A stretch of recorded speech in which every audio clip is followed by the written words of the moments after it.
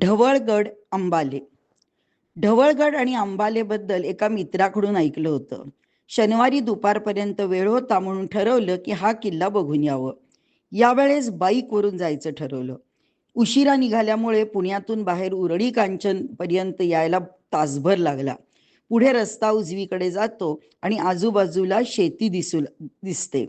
सध्या agro tourism जोरात आहे. बऱ्याच ठिकाणी तशी व्यवस्था दिसली. शिंदावणे घाट ओलांडून अंबालेच्या दिशेने गाडी वळवली. आधी ढवळगड बघूया असे ठरवून तिथे पोचलो. वाटेत एक गमतीदार घटना घडली. गडावर जायचा गाडीचा रस्ता कच्चा आहे पण जाऊ शकतो. गडापासून 1 किलोमीटर अलीकडे एक माणूस त्याच्या गाडीवर बसून आमची वाट बघत होता.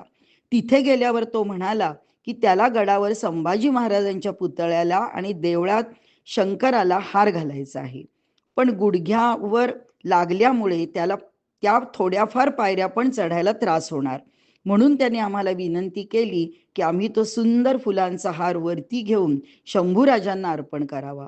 त्या दिवशी आम्ही त्या थोर छत्रपती संभाजी राजांना खूप भावनिक होऊन प्रणाम केला. त्यामुळं तो दिवस मी कधीच विसरू शकणार नाही. शंभूराजाचे उत्तम स्मारक वरती बांधले आहे. ढवळेश्वर मंदिर, आजूबाजूचा परिसर आणि सोसाट्याचा वारा असा अनुभव घेत आम्ही खाली उतरलो. पावसाळ्यात इथला परिसर खूपच सुंदर दिसत असणार. त्यामुळं पुन्हा इथे भेट होईल असा विचार करत आम्ही अंबाले गावात परतलो. गावात लष्कर दरेकर यांचा वाडा आहे. खाजगी असल्याने तो बाहेरूनच पाहिला.